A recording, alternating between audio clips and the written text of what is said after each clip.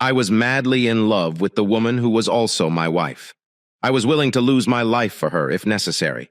It was terrible for me to witness her spending time with another man, joking with him, touching him, and looking at him. It hurt me, so I started acting.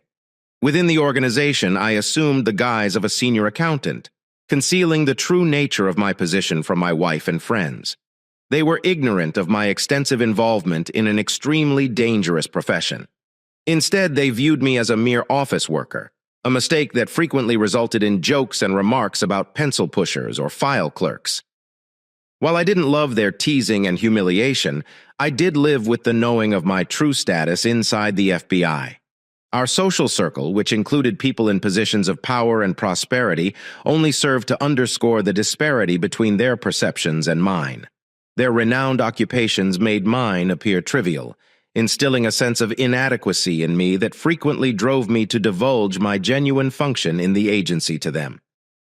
Adding to my humiliation, I noticed some of my family members' unease with my occupation, which exacerbated my internal conflict. Despite the fact that I worked for the FBI, I had the least glamorous job of everyone we knew. Despite my overwhelming desire to tell the truth and obtain the accolades my work deserved, severe confidentiality agreements kept me mute. As a result, I struggled with the weight of their displeasure. My beautiful wife, Erica, was always at my side, assuring everyone that my career with the FBI was secure and taking delight in my accomplishments. She never worried about my safety on the field, instead recognizing me for who I was outside of my career. Our marriage was based on strength and love, and I valued her dearly. Despite our closeness and shared relationship, it hurt me to keep this secret from her. After 23 years with the Bureau, I was invited to Washington, D.C. with my partner, Roger Sykes, to advance my career. My name is Brock Williams, and for the past 5 years, I've been a part of a secret operation tasked with locating terrorist cells in the United States. I've completed several successful operations. I was being considered for a key position, which would most certainly be my final assignment before retirement, within 7 years. As previously said, the nature of my job required complete confidentiality, with even my closest friends and family uninformed of the threats I faced. I couldn't tell Erica much because my position needed top-secret clearance and tight confidentiality. Despite the difficulties, I was able to compartmentalize my business life and maintain a sense of normalcy as a spouse. My colleagues as FBI accountants provided cover for my travel and tasks. In reality, I was a member of a secretive squad that infiltrated some of the nation's most dangerous terrorist networks, protecting our country from impending dangers. Over the years, a number of my team members have suffered injuries and even died on duty. However, these occurrences never crossed the line into my personal life with Erica, given my frequent travel. This particular trip was not unexpected for her. I had informed her that I would be absent for 2 nights traveling up to the D.C. office. I bid her farewell at 4 p.m. My partner Roger stopped by to fetch me up from our house. Erica, my darling wife, gave me a gentle kiss and waved us off as we left. Our story is around Erica and our children, as well as our 25-year marriage. Erica and I met during our freshman year of college and have been inseparable ever since. We were universally acknowledged as soulmates and personified the ideal pair. We married shortly after graduation and spent the next quarter-century nurturing a perfect partnership, raising 2 amazing children who are now in college. We anxiously anticipated my retirement in 5 years. Erica never gave me reason to be envious or doubt her devotion. On the contrary, she looked to be proud of my FBI career, continually admiring me in front of our loved ones while I was performing my duties for the FBI. Erica excelled as the office manager for a small government contractor with top-secret clearance. The agency's work is delicate. Erica, her loving husband, was revered by her coworkers and me, and at 47, she retained her appeal with a physique maintained via regular gym sessions and clean diets. We seemed to have it all, and as my business was about to take off, I was looking forward to finally telling Erica about my previous ventures. Should I get the promotion to assistant director? Throughout my travels, I always said goodbye to Erica with a warm, affectionate kiss, followed by beautiful words shared between us, much to Roger's delight. On the drive to the airport after 25 years of marriage, Roger said, "Are you two really that happy? Or is it all a ruse for my benefit?" Roger. I've loved that woman since I first met her in the campus bookstore. She is my everything. Sure, I enjoy my job, the thrill, and the success that we have achieved, but without her, I am nothing.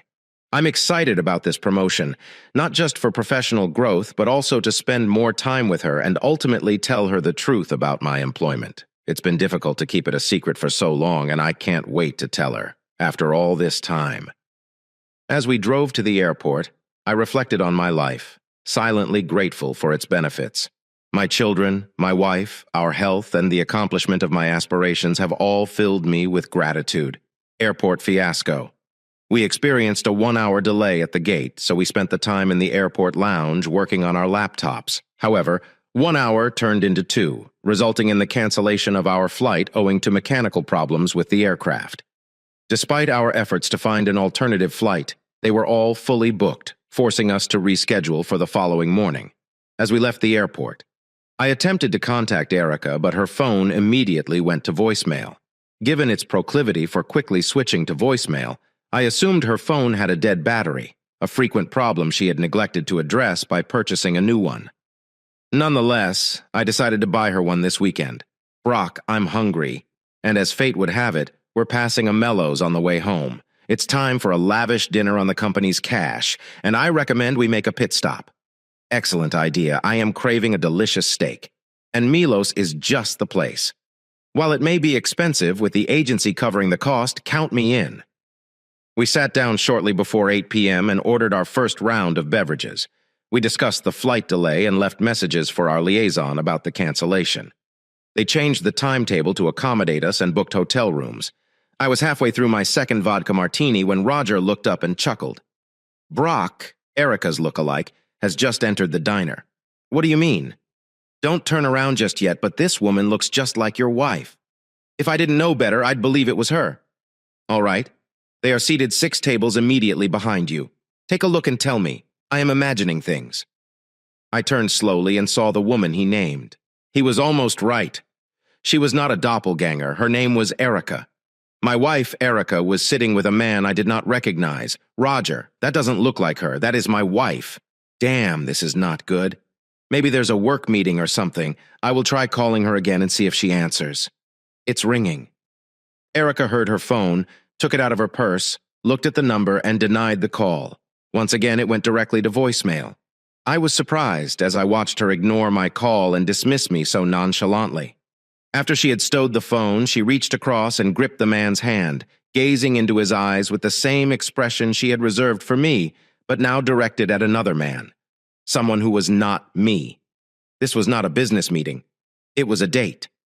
Damn. My wife chose to go on a date while I was out of town, betraying me and our marriage. Never in a million years would I have expected this. How could I, as an experienced investigator, have missed it? Anger threatened to overcome me. However, by drawing on my knowledge, I was able to calm it down and examine the problem. Roger, who was familiar with my habits, felt my anxiety and recognized the gravity of the issue. Brock, the situation is bad. What are our next steps? I am not sure yet. Allow me to mull it over. I dialed her number again, but it went directly to voicemail. Clearly, she had turned off her phone to avoid being interrupted, and I left a message expressing my anger at her willful avoidance of my call. I made a plan. Roger, would you be willing to help me? I hate to engage you in my personal problems, but I could really use your help, absolutely. Count me in, buddy. What is the plan? When I signal you, I need you to accompany the undesirable guest outside for a brief investigative conversation. If you get my drift, I get it. Just give me the signal and I'll take him outside for a little Q&A session. We probably shouldn't order meals because we won't be staying long.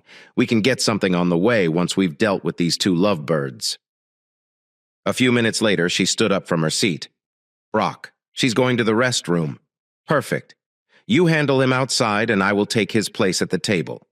Let's watch how my beloved wife reacts when she returns from the restroom and discovers me waiting. Do you think it will make for an engaging conversation? Brock, I sincerely apologize for all of this. It is messed up. Not your fault. Now move forward. You should get moving. Roger approached my wife's date, his intimidating stature towering over the man showing his FBI ID. He recommended that the man walk outside discreetly. Despite his initial reluctance, the man agreed. under Roger's domineering demeanor. Standing 6 feet 3 inches tall and weighing 240 pounds, a muscle. Once outdoors, Roger commanded the respect of most people. He triggered his voice recorder and questioned the man about their car. "What is your name? Clark? Williams? Clark, did you know you were on a date with my partner's wife? He's an agent that is now inside with Erica. I had no idea he was FBI. I assumed he was an accountant. But were you aware she was married?" "Yes, but she told me everything was fine. Do you usually date married women?" "No, but we have formed a close bond at work. Does she work for you?" "Yes." "Are you married yourself?" "Yes." "Is your spouse aware of tonight's date?" "No, and it must remain that way." "It would devastate her and destroy me. You are aware of the mess you have created, right? Why should I care about you or your family when you've ruined my partner's marriage? Please do not tell my wife. I have 3 young children and do not want to destroy my marriage. I apologize for this, and I wouldn't have gone out with her if I'd known he didn't agree with it." "Listen, Clark, your wife finding out you're a cheater is the least of your concerns right now. How long have you been seeing Erica? It's our first time, I swear. Do not lie to me, Clark. Have you slept with her yet?" "No. I swear that this is our first date. Were you intending on sleeping with her tonight?" "I had no arrangements, but I was hoping she'd invite me back to her apartment." "Was there any indication that she wanted that?" "No, but I simply thought she did. You know, she's married and allowed to date outside of her marriage." "All right. Wait here and don't move until we know what my partner wants to do with you." "Sir, I am afraid here. Could you please give me a break and let me go? My wife will divorce me if she finds out. And I have 3 children that depend on their father, so now you're concerned about your wife and children? You weren't bothered about them before we met, were you? No. You are an asshole for dating a married woman and betraying your family. Simply be silent and wait for my mate. I don't want to hear another word from your cheating mouth in the restaurant." After Roger and Clark left, I went to Erica's table and took Clark's place. Holding up the enormous menu to hide my face, I detected Erica's approach and recognized her aroma as she sat down, knowing I was about to face a tragic moment in my 25-year marriage. My heart sank as my phone secretly recorded. I listened while my wife spoke to her date, who was now me. "Honey, I am back. Did you discover anything appealing on the menu? Clark, could you just lower the menu? I want to see your lovely eyes." I slowly lowered the menu and questioned Honey. Captivating eyes. "Could you explain? Erica?" Her face twisted in shock when she saw me across from her. Then she dropped in her chair, making an incoherent cry like a wounded animal. When she realized it was me, she fainted. I remained sitting, viewing my soon-to-be ex-wife and attempting to conceal my wrath. After a few moments, a woman from the neighboring table, who happened to be a nurse, rushed to her side, snatching a napkin and saturated it with ice water. She carefully put the cooled napkin to her face, and Erica regained consciousness shortly after. Despite my thankfulness, the nurse gave me a sour look. I remained motionless, my look black and hollow as I watched Erica shake visibly while I sat across from her, voiceless. She stood stunned, her uncertainty palpable, her spirit shattered as tears ran down her cheeks in a quivering voice. She glanced up at me and said, "I'm sorry for what seemed like an eternity." Neither of us spoke. She wept, and I battled to control my rage. I finally broke the silence with a single inquiry, delivered in a tone she had never heard from me before. "Why?" Her composure crumbled once more, and she hid her face in her hands while the other diners observed the emotional scene. The restaurant manager intervened, only to calm down when I provided my identification and stated that my wife had been taken aback by the surprise. With that settled, I turned my full focus to my darling wife, Erica. "Roger is currently questioning your companion outside, and I will be informed of everything shortly. Come clean to me before Roger tells me. I want the truth, so don't bother with trickery. I'll have all the details soon." "Why did you do it? How long have you been disloyal, Brock? He is not my partner, and I have never done this before. I just wanted a night out with Clark. We are colleagues who have grown close. It was our first time going out alone. Why didn't you just say you wanted to end our marriage? I cared about you and would not have kept you back, but instead you did the absolute worst thing. You hid it from me, cheated behind my back, humiliating me in front of my coworker. Who knows who else saw you with another man on a date, dressed provocatively and looking like you were intentionally seeking attention. Brock, I do not want to end our marriage. I love you. Do you adore me? Seriously? Are you going to lie to my face? You're out on a date with another man, dressed up and clearly searching for something tonight, and you pretend to adore me. That is ludicrous. You are already aware of this. No. You recently dissolved our 25-year marriage and shattered the heart of a fine man who adored you and desired to spend his life with you. Brock, I love you and do not want a divorce. Nothing occurred. You cannot divorce me. I love you. I once loved you too, but you've already made a decision and it was not in my favor. You have chosen another man. So be it. Go ahead. Be with him. Let him fulfill your desires. My plans have changed. And if you had answered my calls instead of ignoring them, maybe your marriage may have been saved. But as it is, our relationship is over. I'm leaving in the morning, unsure when I'll return. I might just stay in D.C. and leave you behind. She cried more and pleaded, Please, Brock, do not do this to me. Do this to you. Are you delusional or simply foolish? You brought this on yourself, not me. Stay here. I'll speak with your boyfriend and arrange for him to drive you home. Don't try to contact me because there's nothing else to say. With that, I rose abruptly, looking at my once beautiful wife. Erica, you look beautiful tonight. I really wish it was me you were trying to impress. Goodbye, Erica. As I gazed at her, a feeling of melancholy washed over me, and I feared it would be our final time together as married. My heart wrenched as I left her there, broken and crying. I heard her cries as I walked away. Was heartbreaking. Meeting Clark. I saw Roger outside the restaurant and overheard his talk with her companion, which incensed me after knowing about our alleged open marriage. When I turned to face the man standing by the car, I observed his shaking and frightened manner. Brock. Me, Clark, the man who has been engaged with your wife? He is her manager at work, married, and has 3 children. He maintains that nothing has transpired and that you have an open marriage. Thank you. Roger. Open marriage. That is news to me. Roger, could you kindly give us a moment? Roger walked away, and I addressed Clark. So you are the one that has been engaged with my wife? No, sir, I have not. But you were planned to do it tonight, right? I just spoke to my soon-to-be ex-wife, so I recommend that you don't lie. Well, it is true. We have a strong connection, although this was our first time together. I am sorry, sir. After hearing that, I spoke in a strong tone, which surprised Clark. So you're connected with another man's wife. Clark, do you grasp the gravity of what you're telling me? Do you believe I'm unaware? Explain to me. Why shouldn't I bring you in for questioning and conduct a thorough investigation into your entire life right now? Please, I never intended to cause harm, but I now realize my mistake, and I genuinely apologize. I will never interact with her on a personal basis again. I swore. Sir, you mentioned the future ex-wife, but you cannot simply divorce her. She adores you and always speaks highly of you. Frankly, I never expected her to consent to see me, but I convinced her that it was entirely my fault. If I hadn't pushed, none of this would have occurred. Please, find it within your heart to forgive her. Would you forgive her? That is unlikely. Now what should I do with you? You have broken a 25-year marriage. Your actions will not only ruin my relationship with Erica, but they will also devastate my 2 children. This infuriates me. Do you honestly expect to come out of this unscathed? Clark continued to beg. Tears were flowing down his face. Please, I'm willing to do anything if you just take it easy on me, Clark. You are the least of my concerns right now. I will deal with you later. And rest assured, I'll have your full life narrative by this time tomorrow. You're in hot water right now, but you need to get Erica home. Go inside. Inform her that we chatted and that I have instructed you to take her home.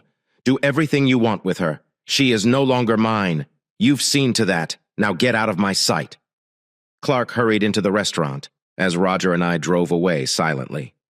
Roger finally broke the silence and said, Brock, I can't believe she did this. I'm so sorry. I'm not sure what more to say. Thank you, but there is no need to say anything.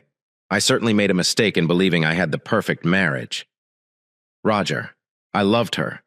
I loved her so much, and this has actually shaken me for the first time. I am lost. On the way to his apartment, we stopped at a fast food restaurant. I was now spending the night at his residence, intending to leave for the airport in the morning. When his wife Mary saw my disturbed appearance, she quickly asked what was wrong. Roger informed her about the canceled flight and promised to fill her in on the circumstances. Once I got comfortable into the guest room, Mary was taken aback when Roger described what had happened. After knowing Erica for over a decade, she couldn't believe such a thing could happen. Like everyone else, she assumed our marriage was fantastic. Later, I discovered that Erica did not return home with Clark, but instead took a taxi back to our vacant house. Clark admitted to his wife about his deeds, and as nothing physical occurred, there was no divorce. Though his life would be difficult for a long, his honesty and absence of physical adultery helped save his marriage. Brock, who is in charge of the inquiry, was well briefed about the current operation in Las Vegas. He not only infiltrated their cell, but also recruited one of its members after they were detained for a hit and run. He knew the criminal wouldn't be spending much time in prison.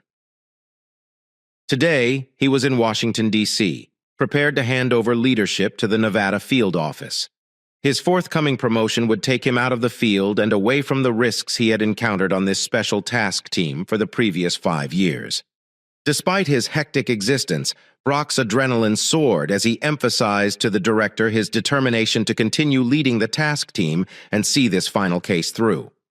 While the director protested, Brock stood firm, convincing him that the promotion could wait a few weeks and that he deserved to be engaged in this mission, an obligation owed to him by the agency. Brock's disclosure of the terrorist cell and critical involvement in its eradication prompted the director to grudgingly retain him as the primary agent on the investigation. Despite initially preparing to replace him, the director directed the potential replacement, James Dillard, to step down. York has a director named James. I need you to give up your position since I've decided to keep Brock as the chief operative. He'll leave this afternoon, and I want you to brief him on the task. James was visibly dissatisfied, and the director listened in. James, my decision is final. Are there any objections? I did not think so. Brock stays in command. You will show him every courtesy and entire support. Is this understood? With Director York's authority uncontested, he focused on Brock and Roger. Take the jet and see things through. I expect you to return by Monday. This is your final field operation, Brock. Consider this a favor. Remember, your absence would have permitted these opponents to continue threatening our country. Now go. Best of luck. The mission has been taken down. As they approached the Bureau's jet, Roger expressed concern to Brock. Brock, is this truly a wise decision? Given what has just happened, you appear to be in a terrible place mentally. Roger, I need to do this. I'm filled with pent-up energy and frustration as a result of recent events. I need to focus that energy on this task and cleanse my mind. It is the only way I will be able to concentrate and deal with my own difficulties after meeting James at the airport. They went to the staging area for the operation. Though James remained cordial, it was clear that he was not pleased with Brock taking command. Despite his battered ego, he remained professional and provided his support to Brock. They were aware of Brock's reputation and held him in high esteem. After hours of planning, they planned to demolish the terrorist cell just before sunrise the next morning at 5:15 a.m. The next morning, several blacked-out Escalades sat discreetly around the corner from the inconspicuous target house. A group of 6 men clad in tactical gear approached the targeted property from a nearby house. Typically, the team leader would position themselves at the back of the group as they broke down the door and entered the suspect's home. However, on this occasion, Brock departed from tradition and took the initiative, charging into the unknown. Despite James's vehement protestations, Brock remained determined to eliminate the threat and dismantle the terrorist cell. Brock went into the house, disregarding all contradicting voices, propelled by an adrenaline surge and a tremendous mix of wrath, pain, and fury. Screams erupted among the turmoil, accompanied by a piercing crack of gunshots. Despite the chaos, Brock's strong voice rang out, frantically commanding the team to leave the premises. His directive was spurred by the startling awareness that one of the offenders was wearing a vest, and his hand was perilously close to the trigger. Bob was caught between the kitchen entry and the criminal's immediate threat. He repeated the instructions through the microphone in his headset, urging everyone to leave the building immediately. In a tense confrontation with the Middle Eastern guy, he attempted to de-escalate the hazardous situation and avoid a catastrophic explosion. As tensions rose, Brock recognized the guy before him as Ahmed Moselle, a known terrorist on the FBI's most wanted list. All agents, including 4 detained terrorists, successfully departed the premises. Now it was just Brock and Ahmed confronting each other. They remained motionless, locking eyes.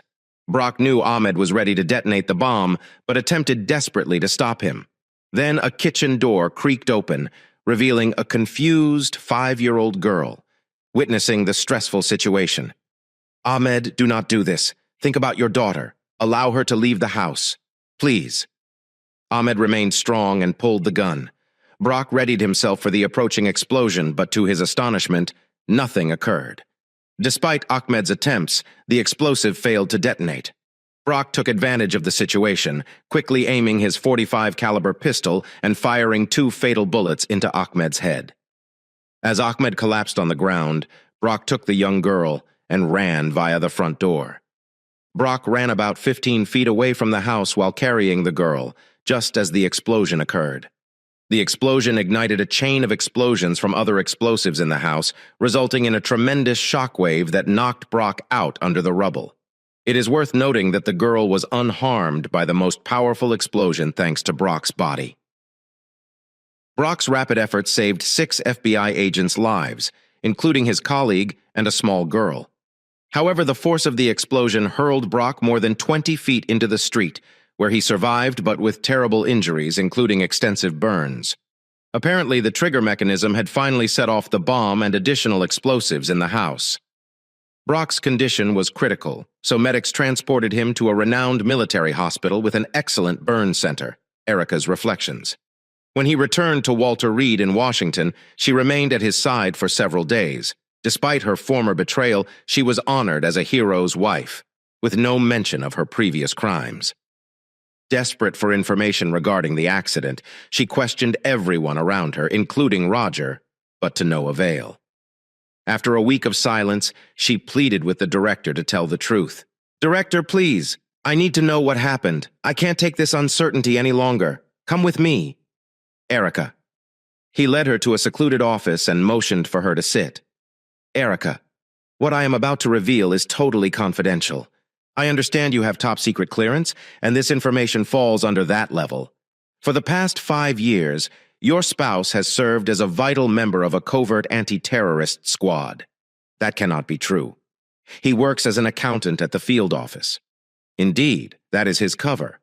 But he is our most precious asset, responsible for the breakup of various terrorist cells across the nation. Erica, your hubby is a real hero.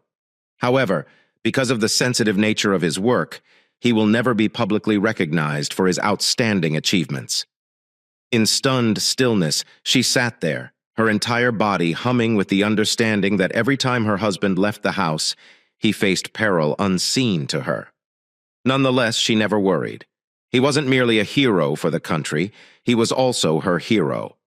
The director sat silently, letting her digest his remarks. She shed tears as she processed everything. "Erica Brock was promoted to assistant director and has a clear route to eventually taking my position. Instead, he elected to remain on the operation he launched, delaying his promotion until he returned. However, we learned that he violated the operation's regulations by assuming the lead in the way of an inexperienced or careless individual." Her disbelief was evident as she stared at the director, jaw open. "Director York. Do you suppose he wished to travel to another world?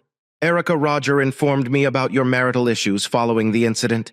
He neglected to inform me about Brock's mental state, a violation of protocol that would have precluded him from being deployed following such an emotional upheaval. It's likely that finding your infidelity set off a cascade of events that ended tragically. We are hoping for his recovery. The other agents had minor injuries and will need a few weeks to recover, but we're hoping Brock will awaken from his coma shortly. Oh God, it's all my fault.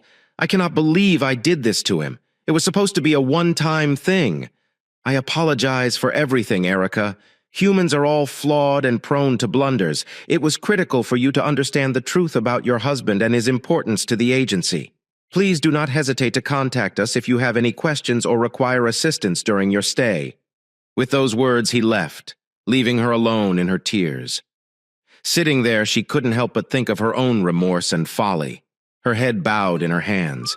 She addressed the empty room. "Brock, I deeply apologize. You are the only man I have ever loved. What I did was evil and self-centered. Clark had always been quite sweet to me, and when he invited me out to dinner, I accepted. I knew it wasn't right, yet something compelled me. Please forgive me. I do not desire anyone else. Please get back to me. This is entirely my fault." Her comments turned to cries before a passing nurse noticed her concern. "Recognize her." The nurse led her to an unoccupied bed, administered tranquilizer, and let her relax. She awoke 24 hours later, bewildered, but then the talk with the director came flooding back.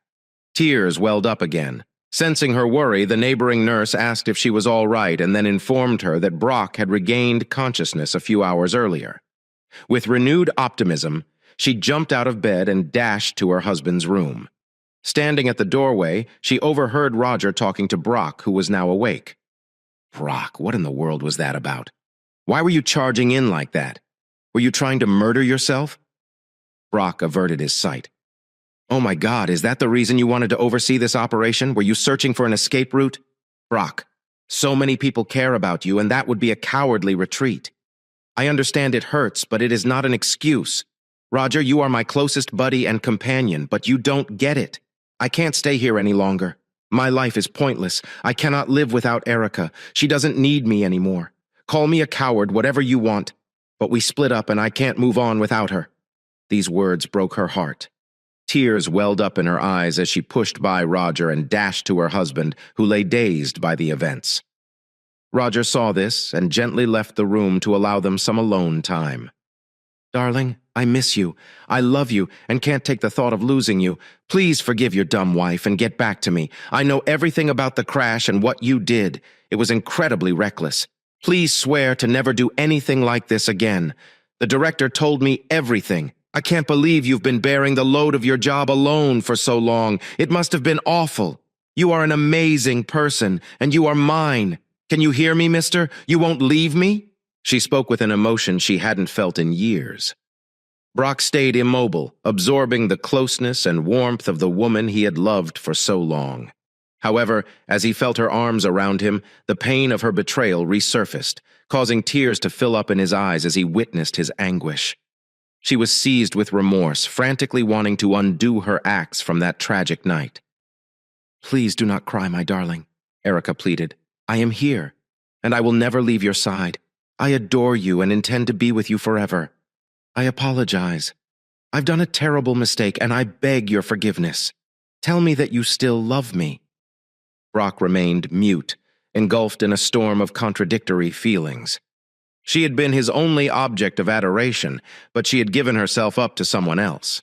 Though he couldn't understand her motivations, he chose to accept her apologies and try to soothe the pain in his heart. After a long silence, he gathered his thoughts and spoke to Erica for the first time since that night. "Erica, seeing you with another man broke my world. I adored you with my entire being. Foolishly thought you reciprocated. I should have recognized your dissatisfaction. I understand that I wasn't enough for you. Without you, life lost its purpose. Throughout the surgery, I almost welcomed death. But it appears fate has different ideas for me. Now I'm at a loss, unsure what to do. For the first time ever, I am unsure about everything. I've been overwhelmed by the idea that my life has been a facade. Questions overwhelm my head. Have you been with others? How long have you felt unhappy? I just want serenity so that this aching in my heart can go away. I wish I could disappear. Erica, without you, life becomes pointless. Brock, please do not say that. I love you and I pledge to be here for you. There is no one else. I made a horrible mistake. That's all it was. I do not want him. You have to believe me when I say I'll drop the menu that night. And when I saw your face, my entire existence flashed before my eyes. At that point, I realized everything, and panic seized me. I wanted to vanish so I could understand how you felt. But you must trust me. There has never been anyone except you. That night meant nothing to me. Just a fleeting moment. I swore. Erica, I watched the way you gazed at him and grasped his hands. I saw love in your eyes. Then I realized that you disregarded my calls and pushed me out of your mind. You fooled me. I met with him while I was away. How many times has this occurred? How many more males can you grasp? What I'm thinking now. I think I married a deceptive, unfaithful woman who betrays me when I am not present. Oh my God, this has never occurred before. You must believe me in a hushed tone. Why? Why should I trust you? You are dishonest. How can I ever trust someone who is dishonest? You purposefully went on a date with another man without alerting me or expressing your discontent with our marriage. No, I apologize, but I do not know how to trust you again. You've hurt me, Erica. You have wrecked my heart, broken our vows, and damaged my spirit. We need to talk about what happened. But for the time being, I need you to depart.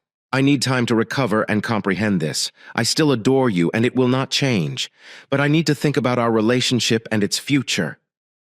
Erica felt his pain intensely, recognizing it was caused by her own selfish deeds. How could she explain to her husband that she had no love for Clark, that it was just a one-time event to bring some excitement into her life, away from the responsibilities of parenthood, to combat loneliness and boredom? It was supposed to be a quiet evening out with a great supper and possibly some tenderness, but nothing more. She didn't want it, but she accepted responsibility. Will he ever understand? Could she win him back? Nurses had to intercede to calm Brock down. They escorted her back to her hospital bed, claiming that Brock needed peace and quiet, and that her presence was disturbing him. Tears flowed down her cheeks as she thought about her talk with her husband. She felt lost without him, but she knew he was correct. They needed to communicate to see if their relationship still had a future. She wasn't sure whether he could ever forgive her, but she was determined to do whatever it took to rebuild their relationship. Brenda and Robbie, their children, arrived that evening after learning about his awakening, and conversed with their mother to get additional information. Erica said everything, breaking down in tears as her children looked on in amazement. They both embraced their mother, hoping to soothe her and provide much-needed attention. Robbie spoke first. Wow, we leave for school and our parents suddenly transform into rebellious teenagers. You two are behaving like children, and it appears that we must now act as grown-ups. Erica let out a little chuckle as she eventually stopped crying. Brenda moved closer to her mother and began her investigation. What were your thoughts? Going on a date? You're married and Dad adores you. How could you do this to him? Those words struck Erica hard as she glanced at the floor. We've been friends for years, and we just sort of agreed to eat dinner. Mom, don't lie to me. You don't do that. What were your thoughts? I've missed you kids, and with Dad traveling, I grow lonely. It was amazing to have a younger man ask me out, and I made a horrible mistake. You need to believe me. Nothing occurred. Robbie interjected. Mom, I understand, Dad, and if he sees you out with another man, that is horrible. Tell me, Mom, how many times you have gone out with him? Only this once. What about lunchtime? Is it just you two? How many times? That is a different circumstance. Nonsense. How many, Mom? I am not sure. Quite a few. Brenda shakes her head. Mom, you are not naive. Don't pretend. Mom, have you ever kissed or held hands in something private like that? Robbie questioned. She remained mute, just staring at the floor. Damn it, Mom, how could you betray your father like this? Please help him understand. I need your help. I vow I'll never repeat such a mistake. I will do anything to undo it. I shouldn't have gone to supper or let him get close. I know better. Brenda shook her head and explained. I'll talk to Daddy. He might listen to me. But Mom, we are terribly disappointed with you, and you are currently not our favorite person. It is wrong to hurt Daddy, and if you weren't my mother, I'd shake some sense into you. Robbie, stay with Mom while I speak with Dad. Meeting Dad for the first time. Brenda held his hand and told her father how much she loved and missed him. Brenda held him, and both of them cried. Then she told him how unhappy Mom was and how they thought nothing had happened that night. And never before. Brenda encouraged him to see a psychologist and deal with it before leaving her. She stated that after 25 years, you should at least give her the opportunity to explain herself and try to correct anything. Brock adored his young baby, and her presence alleviated much of his mental distress. Brenda, I love you and appreciate your visit. To be honest, I'm not sure what to do with your mother. You know how much I admire her, but the fact that she wanted to be with someone else truly twisted my head. I'll think about what you said, but I'm not promising anything. A few minutes later, his son Robbie spoke to his father from a man's perspective, explaining that they had never been close, therefore his mother had never mistreated him. "Dad, you need to step up and forgive Mom. She never betrayed you to that individual or anybody else, so she did not offend you. Mom and you belong together. And because nothing happened, you must forgive her. One mistake. She is truly hurting, Dad, and she needs to know you will not desert her." He recognized that Robbie was close to his mother and quickly accepted his compliments. "Son, I told your sister that I would work on problems and attend counseling. However, I cannot offer any promises just yet. And son, when I'm better and back on my feet, we should talk about what respect and marriage mean." "Okay, Dad, I understand. Remember what I said, Mom has never betrayed you. You are still her only love, so don't give up on her without a fight." Brock was proud of his children's efforts to relieve his agony. Brock was discharged 2 weeks later, rented a townhouse, and was scheduled to spend another 2 months in rehabilitation at Walter Reed Medical Center.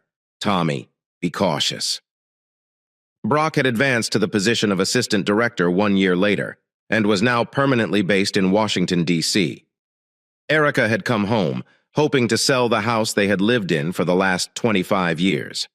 During their 6-month separation, Brock in D.C. and Erica at home, they participated in 6 months of marriage counseling via Zoom conference sessions, which appeared to be yielding results as they worked toward reconciliation.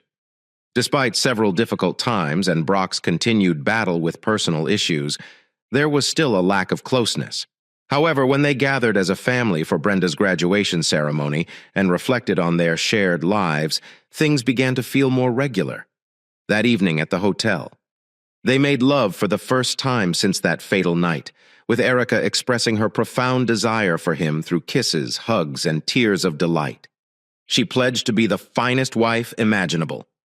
2 months later, their house was sold, and Erica moved into Brock's magnificent apartment in D.C., which he had purchased for his new work. It was an opportunity to leave the past behind and begin again with the lady he loved. Above all, 3 years later, Brock rose to the post of FBI director and received multiple awards, including the FBI Medal of Valor, perplexing his friends and family who were ignorant of his true function inside the bureau. They eventually understood there was more to Brock than they had previously thought. Their relationship grew as they spent all of their leisure time together. Brock went less frequently, ensuring that his wife would never feel lonely again. After the first year, Erica stopped apologizing for her faults and instead focused on making amends on a regular basis, recognizing the intensity of her feelings for the man she had fallen in love with 4 years prior. Every night, she thanked God and let Brock know how much she loved and appreciated him in every way. Despite encountering modest hurdles, their love persevered, and they spent the following 20 years together loving the delight of their 6 grandkids. Brock remained profoundly committed to Erica. I'm grateful for their reconciliation. Their happiness lasted until Erica died quietly and Brock's embrace followed a brief illness. I cannot bear life without her. Brock following 6 months later. I hope you enjoy that story. Here is another one. He was unable to look me in the face. He understood what he had done to me and how much it hurt. How could he not? I've known my best pal since 3rd grade. Best man in my wedding. Brandon knew me from the inside out, so I said something to cheer him up. Relax, buddy. We no longer hack off the heads of messengers. Are you certain she didn't notice you? I do not think she saw. But am I certain? No, I cannot say. I am sure. As soon as I walked through the door, I noticed her and turned to approach her. When I spotted her making out with a guy, I turned around and found a dark place to sit in. If she spotted me, she did not make any sign. My best friend recently informed me that my wife is cheating on me. He called me at work and invited me to join him for a drink after work. As soon as I saw his expression, I knew something was bothering him, and I knew Brandon well enough to know that asking him what was wrong wouldn't help. He tired himself out to the point that he couldn't say it. All I could do was wait. After approximately 5 minutes of small conversation and beer sipping, he finally got to the point. I'm sorry to tell you this, Rob, but Barb is cheating on you. I wanted to get up and yell at him. No, hell no, you are wrong. However, I knew he wasn't. He'd known Barb for as long as I had, so it was improbable that he saw someone else and mistook her for Barb. I asked him how he knew, and he gave me a story. He went on a blind date as a favor to his sister, and it didn't surprise him. The date proved to be a fiasco. Her? He dropped the girl off at her apartment and thought he needed a heavier drink. He was in an unknown area of town, so he went to the first bar he found. He came through the door of the business and noticed Barb exiting the dance floor with another man. They strolled over to a booth near the wall, and just as he sat down, he noticed Barb kissing the guy passionately. Surprised, he found a spot to sit and watch Barb and the guy drink, dance, and kiss in the booth for the next hour. When they danced, they were pressed up against each other with the guy's hands all over her. When they got up to go, he waited a moment before getting up and following them out of the bar. He saw them go into the back seat of the car, and after a minute, Barb's head was no longer visible, and the guy laid his head on the back of the seat. Brandon didn't try to get close enough to see inside the car, but he knew Barb was sucking the guy's cock. After about 3 minutes, her head rose and they moved. Barb vanished again, and a few seconds later, her legs lifted into the air. At that point, he left the parking lot and drove home. He relived what he knew for 2 weeks, refusing to tell me until he couldn't wait any longer. On the drive home, I recalled the night Brandon claimed it occurred. I remembered being in Baltimore, resolving a manufacturing issue. I contacted Barb around noon to chat to her, and she informed me she was going out for drinks with the girls after work, so don't be concerned if she didn't respond. I wondered whether she did this every time. Brandon had seen me do this when I left town. If this is the case, she does it at least twice a month. It simply didn't make logic to me. I saw nothing in Barb's demeanor toward me that suggested unhappiness or loss of regard. We'd been married for 10 years and I thought it was a good marriage, but clearly I was mistaken. I knew I'd figure it out. The first thing I needed to do was figure out what was going on. I couldn't tell Barb what Brandon had observed because it would turn into a shouting match laced with phrases like, "I'm your wife. Who the hell are you going to believe? Him or me?" Honestly, I was going to believe Brandon. He had no motivation to deceive me, unlike Barb. If Brandon had lied to me for some inexplicable reason, I could easily find out. I would give Barb more rope to hang herself with. And if she didn't, I would have a closer look at Brandon.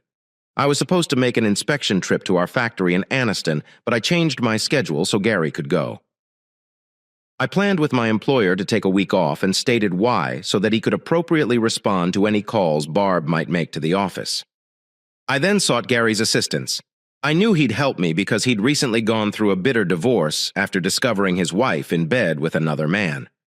I described the scenario to him, and he stated he would gladly assist. I got a disposable phone from a convenience store and only gave the number to Gary. Monday morning, I kissed Barb goodbye and promised to contact her as soon as I checked into the hotel. I told her I would see her in 4 days and then headed for the airport.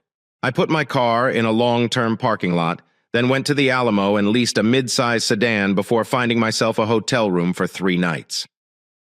At 2 p.m., Gary called to tell me he had checked into room 416 at the downtown Marriott Hotel in my name. Barb was finishing off work that evening, so I parked further down the street and followed her. She went straight home. I waited an hour before calling her on my regular cell phone and telling her where I was staying. If you call me and a random man answers, please do not hang up. Our reservation has been mixed up. There's a convention going on in town and there weren't enough accommodations. So Gary Williams and I are sharing a room. I will get back to you tomorrow. Love you, honey. Bye. I sat on the block till 10:15, and when she hadn't left the house by then, I went to my motel. I called her at lunchtime the next day and reminded her that Wednesday was garbage collection day and that she should remember to put the trash cans out on the curb. I'm having dinner with the CEO and production managers tonight, so if it's late, I'll probably not phone to wake you up. If you haven't heard from me by 9, do not wait. I also love you. Bye-bye. I followed her again that night, but she went straight home and never came out again. I started to question whether I was jumping to conclusions when I assumed she was using my out-of-town excursions to cheat on me. I only had 1 night before I was expected to return home, and she went home and stayed there. Every night, I watched. I didn't contact her the next day at lunch, and at 5:30 I received a call from Gary informing me that Barb had phoned and left a message for me at the front desk. I contacted her on the disposable phone to ask what she wanted. I just wanted to let you know that I'll be staying with the girls tonight after work, and will probably be home late. I didn't want you to be concerned if you called and didn't get an answer. Be careful, honey. If you've had too much to drink, take a taxi home. I will be home tomorrow and we can pick up your automobile. That is why I adore you, darling, for always thinking about me and my well-being. I love you. I adore you too. I will see you tomorrow. Bye-bye. When she arrived home from work, I followed her. She drove to the other side of town and stopped at the same pub Brandon had seen her in. I'd never gone to the bar, didn't know where it was, and I didn't want Barb to know I was following her. So I shifted my car so that I could follow her car without her noticing me. I knew several of the girls Barb worked with, and while I waited watching the doors, I didn't see a single one of them arrive. Barb came out just after dark, got into her car, and started it. I prepared to follow her, but all she did was drive to the back of the parking lot and park in the darkest area. She switched out the lights and sat for about 5 minutes. A pair of males came out, strolled over to the car, and remained there for a few minutes conversing before one man got into his car and drove away. The second man remained and watched until the automobile was out of sight, then turned and drove to the far end of the parking lot, where he got into Barb's vehicle. He and Barb slid closer each other and started kissing, after around 5 minutes of hugging. They both got out of the car, and I expected them to walk back to the pub, but instead they sat in the back seat of Barb's car. I know that seems dumb, but up until that point, I had been convincing myself that Brandon had gotten everything wrong, that Barb loved me and would never cheat on me. I was confident that there was a legitimate explanation for everything, but the fact that she purposefully climbed into the back seat pushed the denial out of my mind and emotions. They resumed kissing, and Barb gradually moved down until I could no longer see her. I could see the man looking down at her, and despite knowing everything I needed to know, I felt compelled to see what Barb was doing. It wasn't enough for me to know Barb was having sex with this guy. I had to see. I stepped out of my car and approached Barb's car, keeping a safe distance so the man wouldn't notice me. As I came closer to them, I heard Barb moaning. I stood up to check what was going on inside the automobile. Barb was bare beneath the waist. "Hurry up, sweetie. I need something real." "That's correct. That's correct. Baby, take me." At this time, I began clapping my hands and shouted, "Bravo, bravo! Great performance. Wonderful first act." Barb looked up and noticed me, and her face turned pale.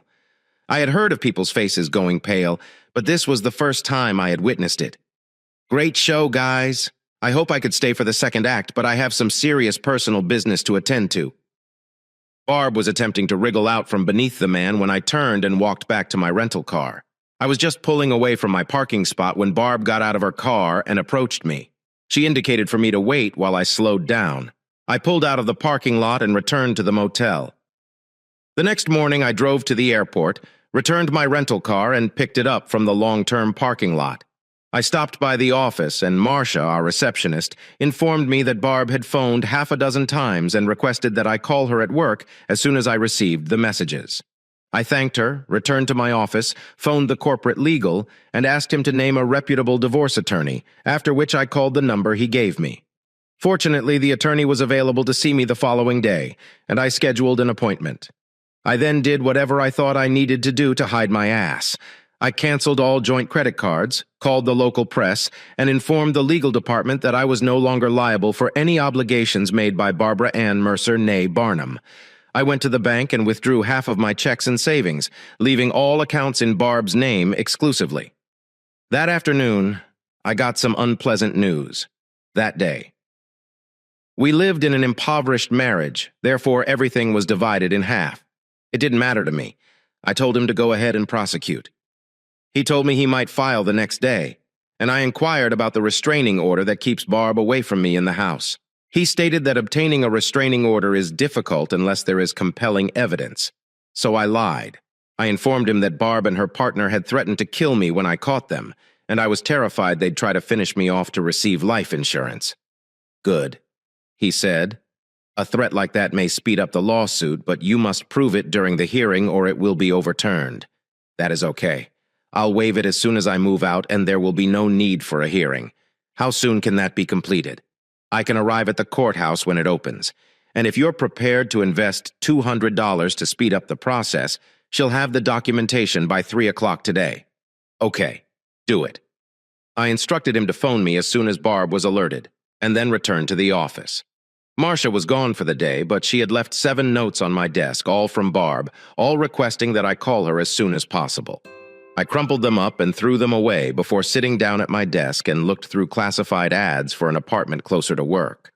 I spent the most of the next morning looking at the apartments I'd seen, and at 2:30, I signed a lease for one of them at 310.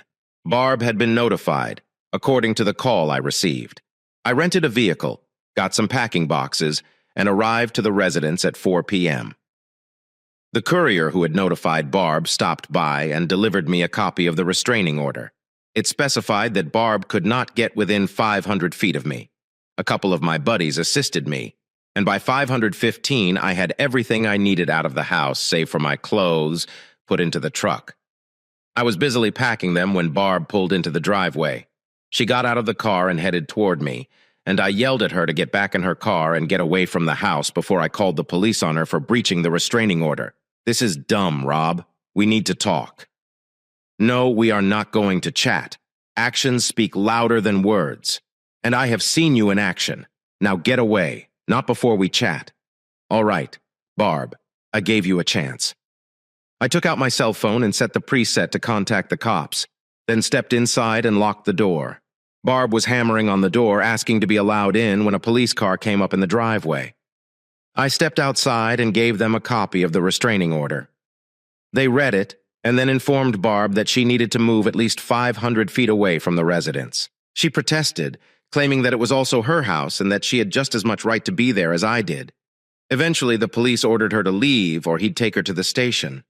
I stood there, hoping she'd keep arguing with him and he'd take her away. But Barb had a sudden burst of intelligence. She got in her car and drove to the end of the street. I thanked the officer for his rapid arrival, completed packing the vehicle, and left the premises. After ensuring that Barb was not trying to follow me, I drove to my new apartment and began setting in. I spent the weekend getting comfortable before returning to work on Monday. I hadn't been at my desk for 2 minutes when Marcia popped her head through my office door and informed me that Barb was on line 2. I really didn't want to talk to her, but I was being unfair to Marcia by making her take all of the calls and delaying talking to Barb, so I picked up the phone. Yes, Robbie, please contact me. I don't have anything to say to you, Barb, but I need to speak with you. Go ahead. I am listening. I cannot do that over the phone. Rob, people keep entering the workplace. Come home. Robert, please, just come home. I'll prepare dinner and we can sit and speak. No thanks. I don't have a home, and I see no reason to return to your property. Okay. Choose a location and I will meet you there. But please, Rob, I need to speak with you.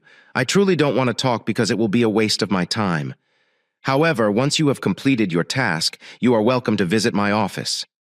Everyone should have left by then. I will give you 15 minutes and that is it. She arrived between 10 and 6 o'clock when she came into my office.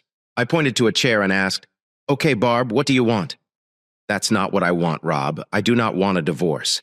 I didn't want a wife who picks up guys in bars and sleeps with them in parking lots, but I ended up with one. I am sorry you saw that, Rob. However, it should not be the reason for our divorce. You cannot be serious about this. You are fucking other men, and I am meant to be okay with it. It's not about other men, Rob. There's just one. I dated Jeff before meeting you. I ran into him while out with the gals from work. I have been dating him for about 3 months. What? You knew him before we met, and that is why. It's okay. Rob, I have been dating him for about 3 months. Have you observed a lack of affection towards you during that time? Have I been less loving than I have been during our marriage? I love you, Rob, and I don't adore Jeff. My meeting with Jeff cost you nothing, Rob. Nothing at all. I only see him when you are out of town. I've never come to see you after being with him, so I guess that's okay. What I'm trying to say is that seeing Jeff has had no negative consequences for us. I'm not insulting you by coming to you right now through Jeff. I'm not going to sneak up behind your back and see him when you're home. The point is, Rob, you are my man. I love you, honey, and you're the only person I want to grow old with. I apologize, Barb, but I see things differently than you do. You claim you don't disrespect me, yet I believe you demonstrated enormous disdain when you cheated on me with another man. I can't accept it. I don't understand your words that you love me and want to grow old with me, and that I am your man. With the fact that you are fucking another guy, it simply does not compute. If I were truly your man, you would not be sleeping with Jeff at all, and I am not buying that. You're banging Jeff simply because you dated him before meeting me. If that's the case, I'd have to assume that you'd had sex with half a dozen other males before meeting me. God, Rob, I would never do that to you. You're already doing that with Jeff. Rob, I slept with Jeff because he is an amazing lover. Oh, seriously? That, I believe, explains everything and resolves the situation. Look, sweetie, I love you and I never wanted to hurt you. I don't want to cause it right now, but I have to be honest here if I want a chance to save my marriage. I'm sleeping with Jeff because he provides something I don't have. You are a fantastic man. In all but one respect, he is an excellent spouse. You are disgusting in bed. You are tender and affectionate, yet you don't appear to care about sex at all. Tuesday and Saturday. Boring. Sex is like clockwork. One time, then you roll over to the opposite side and fall asleep. I need something greater than that. When I bumped into Jeff on my night out with the girls, I remembered how we had sex and how he had me 3, 4, and sometimes even 5 times per night. I wondered if he could still do it, and when he started hitting on me, I joined him at the motel. It was only sex, Rob. There was no love or affection, only frequent hardcore sex. He gave me something that you did not have. It was only sex, Rob. It in no way diminished my feelings for you. If I had to choose between you and Jeff's no-sex life or wonderful sex, I'd go with you, Rob. Barb, I'm overjoyed to know that. Allow me to ask you something. When I'd get home from work and you didn't feel like cooking, you'd ask if we could go out to eat. Have I asked you out? Yes, you did. When you'd come up to me and say you'd had a bad week and wanted to go out and have some fun to let off steam. Have I invited you out? Yes, Rob, I did. Didn't I generally do what you asked? Almost always.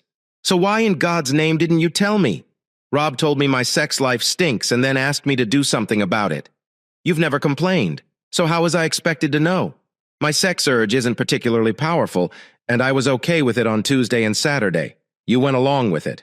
If I gave you hot dogs every night for a week and you got weary of them, would you tell me to sleep with whomever you wanted? But tell me about something as vital as your sex life. Oh no, I can't do that. I'll just go fuck another guy. At the very least, it's nice to know that if you had to choose, you'd go with me over Jeff. But you have no option.